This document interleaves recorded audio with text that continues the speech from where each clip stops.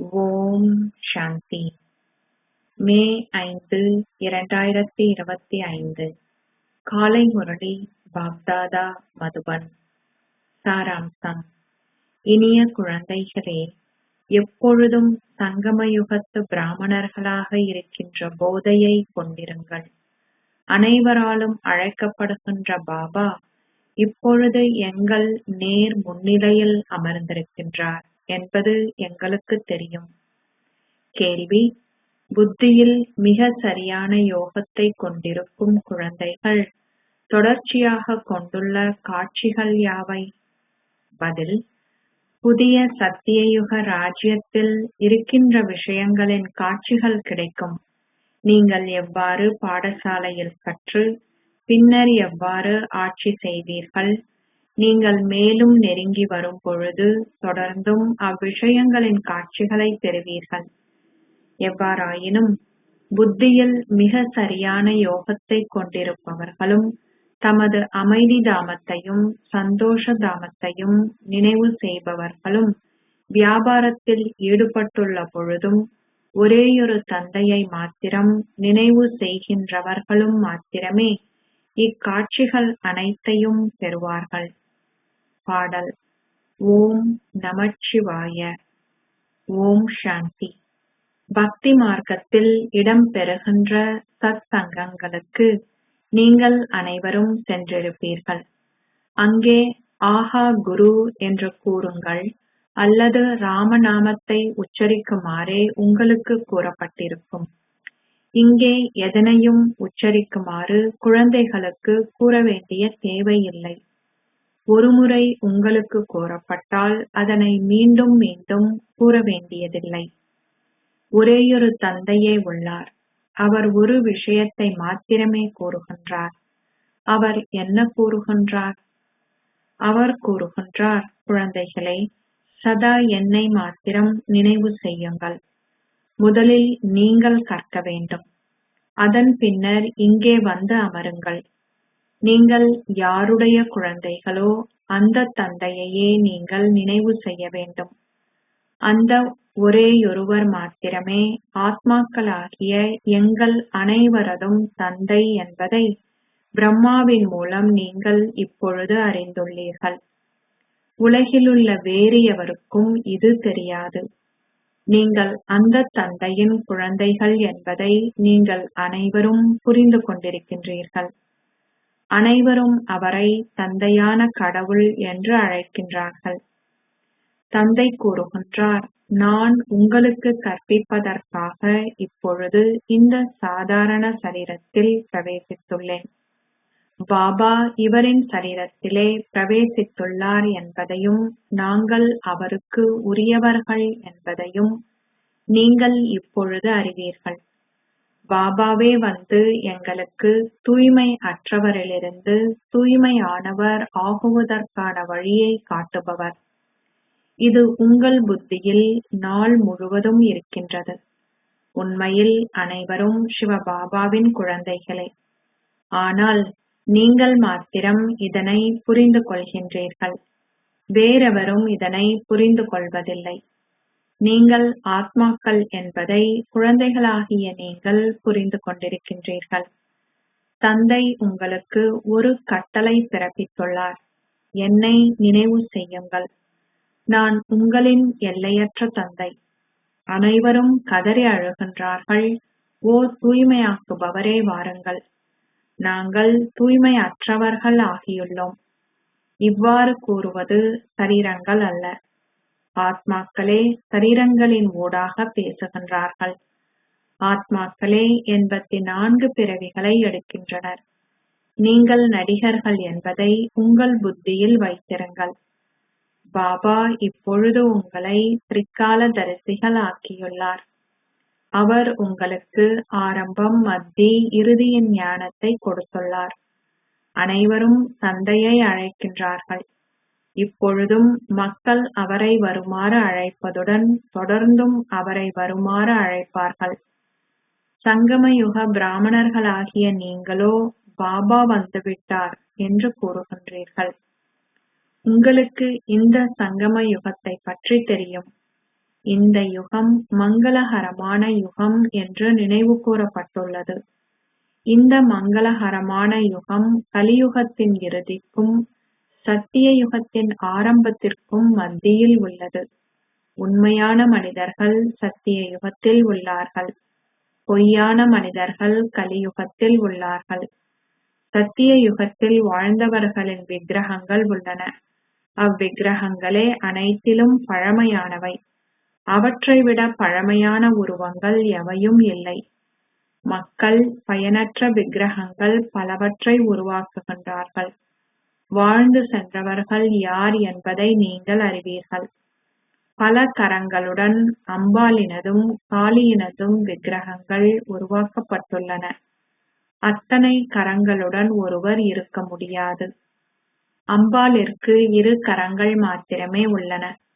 மக்கள் அவரின் விக்கிரகத்தின் முன்னால் சென்று தங்கள் கைகூப்பி வழிபடுகின்றார்கள். பக்தி மார்க்கத்தில் பல்வேறு வகையான விக்கிரகங்கள் உருவாக்கப்பட்டுள்ளன. மனிதர்களின் அந்த உருவங்கள் பல வகையில் அலங்கரிக்கப்படும் பொழுது அவற்றின் ரூபங்கள் மாற்றமடைகின்றன. உண்மையில் அவர்கள் அந்த விக்கிரகங்களின் ரூபத்தில் அவ்வாறு இருப்பதில்லை. அவை அனைத்தும் பக்தி மார்க்கத்திற்கு உரியவை.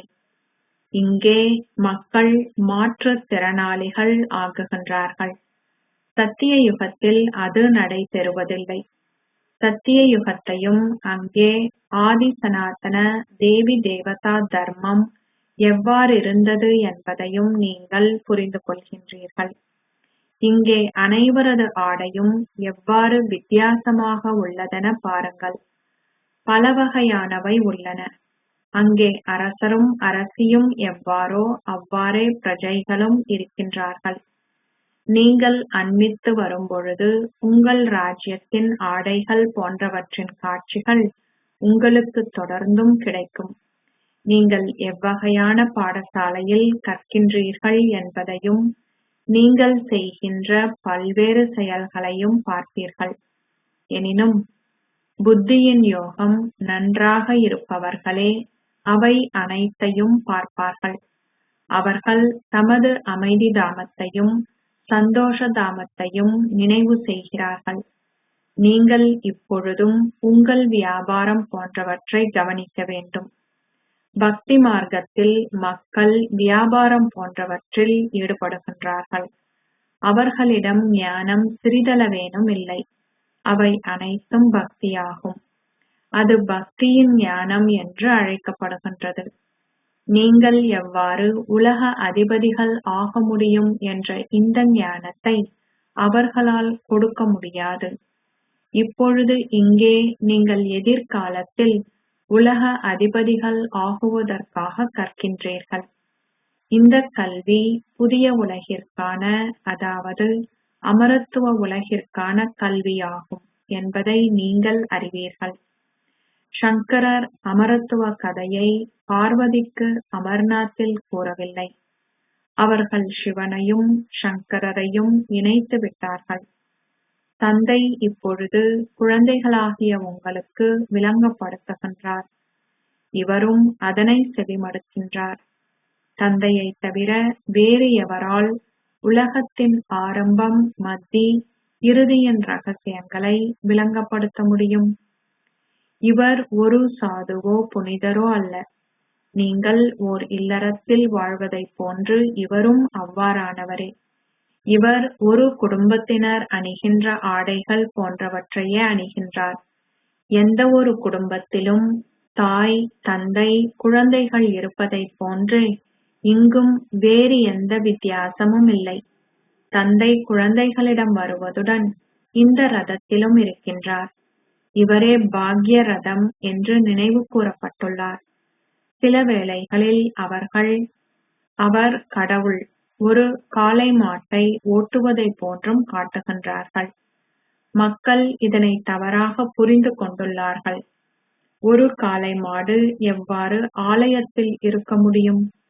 ஸ்ரீ கிருஷ்ணர் ஓர் இளவரசர். அவர் காளை மாட்டின் மீது அமரமாட்டார். பக்தி மார்க்கத்தில் உள்ள மக்கள் அதிகளவு குழப்பம் அடைந்துள்ளார்கள். அவர்கள் பக்தி மார்க்கத்தின் போதையில் உள்ளார்கள். உங்களுக்கு இந்த ஞான மார்க்கத்தின் போதை உள்ளது.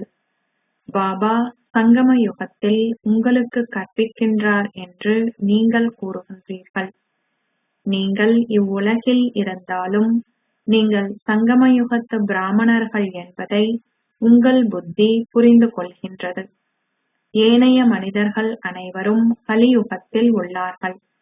நீங்கள் இவ்விஷயங்கள் அனைத்தையும் அனுபவம் செய்கின்றீர்கள். நீங்கள் கலியுகத்தில் இருந்து அகன்று விட்டீர்கள் என்று உங்கள் புத்தி கூறுகின்றது. பாபா வந்துள்ளார். இந்த பழைய உலகம் மாறப்போகின்றது. இது உங்கள் புத்தியில் உள்ளது. வேறு எவரும் இதனை புரிந்து கொள்வதில்லை. ஒரே குடும்பத்தை சேர்ந்தவர்கள் ஒரே வீட்டில் வாழ்ந்தாலும் தந்தை தான் சங்கமயுகத்தில் வாழ்வதாக கூறுவார். அவரின் மகன் தான் கலியுகத்தில் வாழ்வதாக கூறுவார்.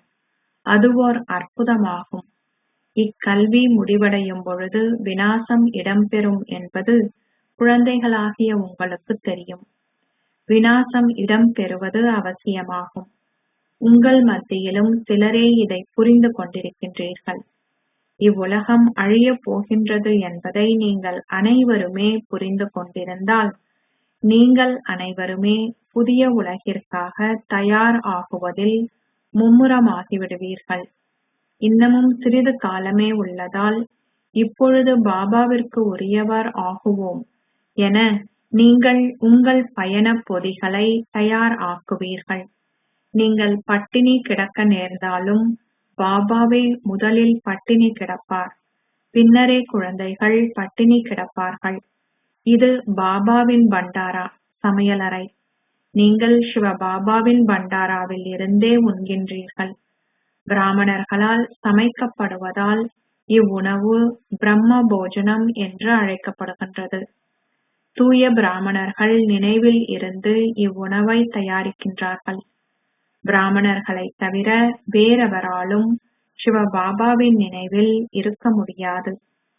அந்த பிராமண புரோகிதர்கள் சிவபாபாவின் நினைவில் இருப்பதில்லை. இதுவே பிராமணர்கள் உணவு தயாரிக்கும் சிவபாபாவின் பண்டாராவாகும். பிராமணர்கள் யோகத்தில் நிலைத்து இருக்கின்றார்கள். அவர்கள் எவ்வாறாயினும் தூய்மையானவர்கள். எனினும் யோகம் என்ற கேள்வியே உள்ளது. இந்த யோகத்திற்கே முயற்சி தேவை. நீங்கள் இதை பற்றி பொய் பேசக்கூடாது.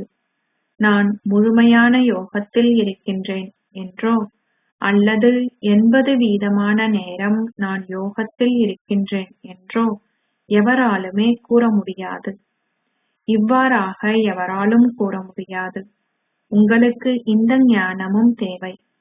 குழந்தைகளாகிய உங்கள் மத்தியில் உள்ள யோகிகளினால் தமது திருஷ்டியின் மூலம் பிறரை மௌனமாக இருக்க செய்ய முடியும்.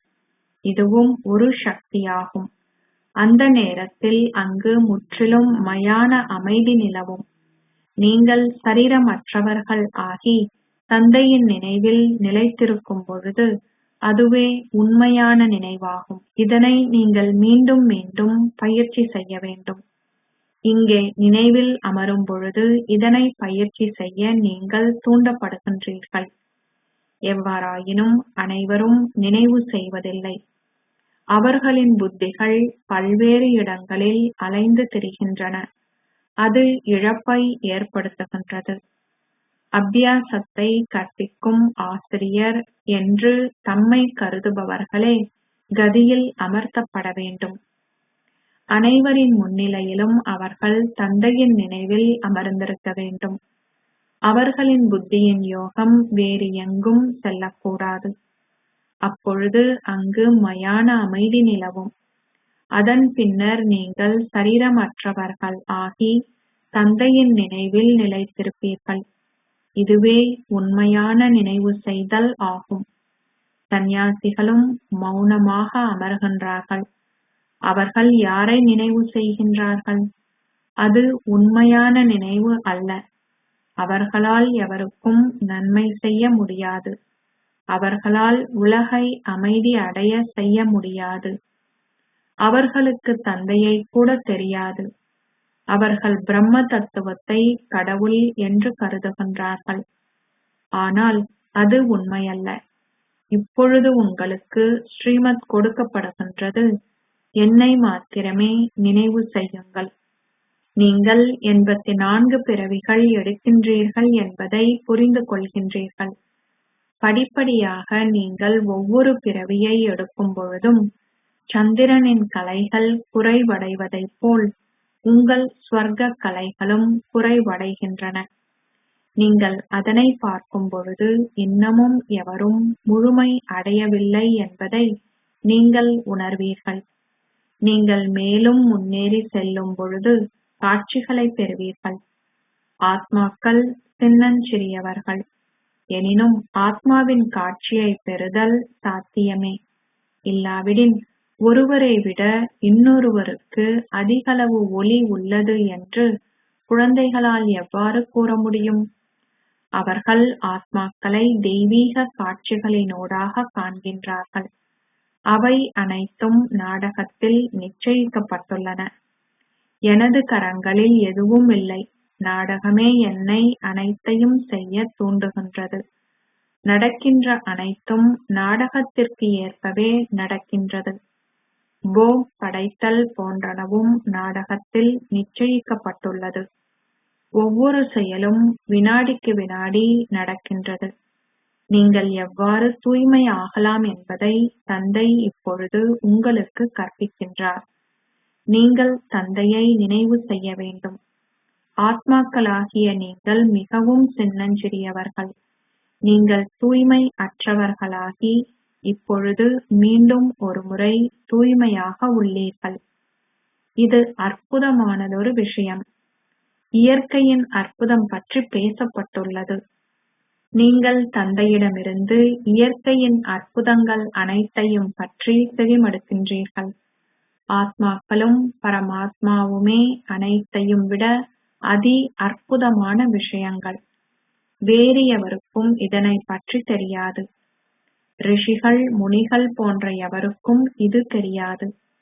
அத்தகைய சின்னஞ்சிறிய ஆத்மாக்களே கல்லுபுத்தி உடையவராகி பின்னர் தெய்வீக புத்தி உடையவராகவும் ஆகுகின்றனர். உங்கள் புத்தியில் இருக்க வேண்டிய எண்ணங்கள், இந்த ஆத்மாவாகிய நான் கல்லுபுத்தி உடையவன் ஆகிவிட்டேன்.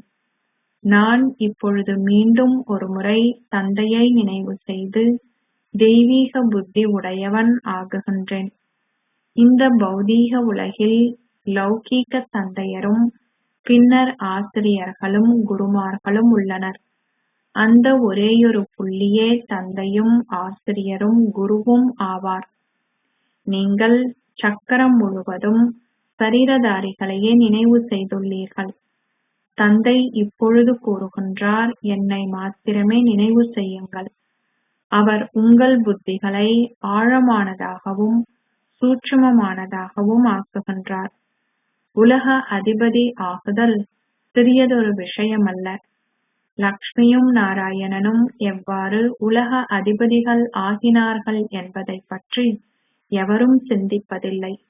நீங்களும் இதனை வரிசை கிரமமாக உங்கள் முயற்சிக்கு ஏற்பவே புரிந்து கொள்கின்றீர்கள். புதிதாக வருகின்ற எவரும் இவ்விஷயங்களை புரிந்து கொள்வதில்லை. மேலோட்டமாக இதனை அவர்கள் புரிந்து கொண்ட பின்னரே மேலும் மெருகூட்டிய முறையில் ஆழமாக விளங்கப்படுத்த வேண்டும். தந்தை புள்ளி வடிவமானவர். இருப்பினும் அவர்கள் மிக பெரிய நீள்கோள வடிவத்தை லிங்கம் உருவாக்கியுள்ளார்கள். அவர்கள் மனிதர்களின் பெரிய வடிவங்களையும் உருவாக்குகின்றார்கள். ஆனால் அவர்கள் அவ்வாறாக இருப்பதில்லை. மனிதர்கள் சாதாரணமான சரீரங்களையே கொண்டிருக்கின்றார்கள். பக்தி மார்க்கத்தில் மக்கள் சகல வகையான விஷயங்களையும் உருவாக்குகின்றார்கள். மக்கள் மிகவும் குழப்பமடைந்து உள்ளார்கள். தந்தை கூறுகின்றார், கடந்த காலத்தில் நடந்தவை அனைத்தும் மீண்டும் ஒருமுறை நடக்கும். இப்பொழுது தந்தையின் ஸ்ரீமத்தை பின்பற்றுங்கள். இவருக்கு பாபா ஸ்ரீமத்தை கொடுத்ததுடன் காட்சிகளையும் கொடுத்துள்ளார். அவர் கூறினார், நான் உங்களுக்கு ராஜ்யத்தை கொடுக்கின்றேன். இப்பொழுது இந்த சேவையில் ஈடுபட்டிருங்கள். உங்கள் ஆஸ்தியை பெற முயற்சி செய்யுங்கள். அவை அனைத்தையும் துறந்திடுங்கள். எனவே இவர் ஒரு கருவியாக ஆகினார். அனைவரும் இவ்வாறாக கருவிகள் ஆகுவதில்லை. போதையுடன் இருந்தவர்கள் இங்கு வந்து அமர்ந்தார்கள். நாங்கள் ராஜ்யத்தை பெறுவதால் சதப் பெறுமதியானவற்றை வைத்திருந்து என்ன செய்வது? ஆகையால் தந்தை இப்பொழுது குழந்தைகளாகிய உங்களை முயற்சி செய்ய தூண்டுகின்றார். ராஜ்யம் ஸ்தாபிக்கப்படுகின்றது. சில குழந்தைகள் கூறுகின்றார்கள், நாங்கள் ஸ்ரீ லக்ஷ்மி நாராயணனை விட சிறிதளவேனும் குறைவாக வரப்போவதில்லை. ஆகையால் புலம்பிக் கொண்டிருக்காது, ஸ்ரீமத்தை பின்பற்றி அதனை நிரூபித்துக் காட்டுங்கள். தனது குழந்தைகளுக்கு என்ன நடக்கும் என்று பாபா ஒரு பொழுதும் கேட்பதில்லை. ஒருவர் விபத்தில் திடீரென மரணிக்க நேர்ந்தாலும் எவரும் பட்டினி கிடக்கப் போகின்றார்களா? சில நண்பர்கள் அல்லது உறவினர் போன்றோர் நிச்சயமாக உங்களுக்கு உணவளிப்பார்கள். ஒரு பழைய குடிலில் பாபா வாழ்வதை பாருங்கள். ஆனால் குழந்தைகளாகிய நீங்களோ மாளிகைகளில் வாழ்கின்றீர்கள். தந்தை கூறுகின்றார், குழந்தைகளாகிய நீங்கள் உண்டு பருகி நன்றாக வாழ்கின்றீர்கள். இங்கு எதுவுமே கொண்டு வராதவர்களும் ஒவ்வொன்றையும் ஒழுங்காக பெறுகின்றார்கள். இந்த பாபாவை விட அவர்கள் சிறப்பாக வாழ்கின்றார்கள். சிவபாபா கூறுகின்றார், நான் அலைந்து திரியும் யோகி. நான் ஒருவருக்கு நன்மை விளைவிப்பதற்காக விரும்பிய இடத்திற்கு செல்ல முடியும். ஞானம் நிறைந்த குழந்தைகள் காட்சிகளுடன் சம்பந்தமான விஷயங்களை இட்டு என்றுமே சந்தோஷம் அடைய மாட்டார்கள். யோகத்தை விட சிறந்தது எதுவும் இல்லை. ஆகையால் காட்சிகளுக்குரிய விஷயங்களினால் உங்களை சந்தோஷப்படுத்தாதீர்கள். அச்சா, இனிமையிலும் இனிமையான அன்புக்குரிய எப்போதோ தொலைந்து இப்போது கண்டுபிடிக்கப்பட்டிருக்கும் குழந்தைகளுக்கு உங்கள் தாய் தந்தையாக இருக்கும் பாப் தாதாவின் அன்பும் நினைவுகளும் காலை வந்தனங்களும். ஆன்மீக தந்தை ஆன்மீக குழந்தைகளுக்கு நமஸ்தே சொல்கிறார். ஆன்மீக குழந்தைகள் ஆன்மீக தந்தைக்கு நமஸ்தே சொல்கின்றனர். தாரணைக்கான சாராம்சம் 1. எவரையும் உங்கள் திருஷ்டியினால் மௌனமடைய செய்யத்தக்க வகையில் உங்கள் யோக ஸ்திதியை உருவாக்குங்கள். முற்றிலும் மயான அமைதி நிலவட்டும். இதற்கு சரீரமற்றவர் ஆகுவதை பயிற்சி செய்யுங்கள். 2. உண்மையான ஞான போதையில் இருப்பதற்கு நீங்கள் சங்கம யுகத்தை சேர்ந்தவர். பழைய உலகம் மாற உள்ளது. நீங்கள் வீடு திரும்ப இருக்கின்றீர்கள் என்பவற்றை நினைவு செய்யுங்கள். புலம்பாமல் தொடர்ந்தும் ஸ்ரீமத்தை பின்பற்றுங்கள். ஆசீர்வாதம். நீங்கள் பல ரூபங்களை கொண்டிருப்பதில் தந்தைக்கு சமமானவராகி இறைவனுடனான சந்திப்பின் போது உங்களின் இதயபூர்வமான உரையாடலில் சரியான பதிலை பெறுவீர்களாக. தந்தைக்கு பல ரூபங்கள் உள்ளன. ஒரு வினாடியில் அவர் அசரீரியானவரிலிருந்து சூட்சும ஆடையை அணிந்து கொள்கிறார். அதேபோல் நீங்களும் களிமண்ணால் ஆன உங்களின் ஆடையை விடுத்து சூட்சுமமான தேவதை ஆடையை, ஜொலிக்கும் ஆடையை அணிந்தால் இலகுவாக உங்களால் ஒரு சந்திப்பை ஏற்படுத்த முடியும். அத்துடன் உங்களின் இதயபூர்வமான உரையாடலின் பதிலையும் தெளிவாக புரிந்து கொள்ள முடியும். இத்தகைய ஆடை மாயையின் நீரால் மற்றும் நெருப்பால் பாதிக்கப்படாதது. அத்துடன் பழைய உலகின் மனோபாவத்தாலும் அதிர்வலைகளாலும் பாதிக்கப்படாதது. மாயையால் இதில் தலையிட முடியாது. ஸ்லோகம்.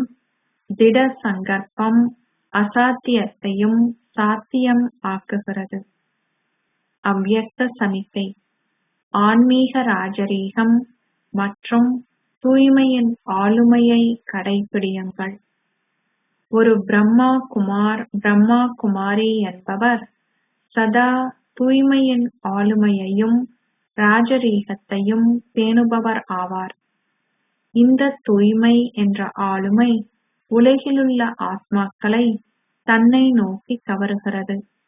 அத்துடன் இந்த தூய்மை என்ற ஆளுமை உங்களை தர்மராஜின் இடத்தில் உரிமை ஊதியத்தை ராயல்டி காட்டுவதிலிருந்து விடுவிக்கும்.